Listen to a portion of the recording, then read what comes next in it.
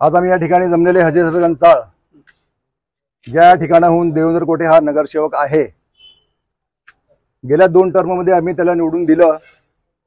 मला वाटतं आम्ही खूप मोठी चूक केली आणि या निवडणुकीमध्ये सध्या जी लोकसभेची निवडणूक चालू आहे, या निवडणुकीच्या सभेमध्ये मला वाटतंय की राम सातपुतेला पाडण्यासाठी या देवेंद्र कोटेनं भरपूर पैसे खाल्लेत।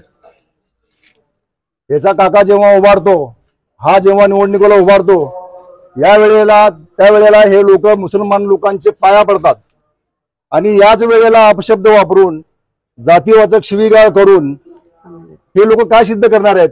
हे सिद्ध करणार आहेत की राम सातपुतेला कसं पाडायचं।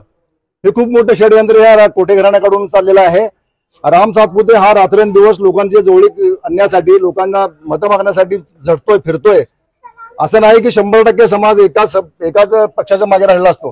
काही समाजाच्या लोकांमध्ये नाराजगी असते, ते नाराज लोक राम सातपुतेला मतदान करण्यासाठी तयार झालेले होते।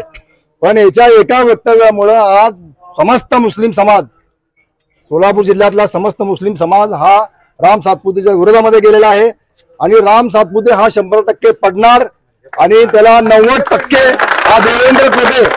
हा देवेंद्र कोटे त्याला जबाबदार।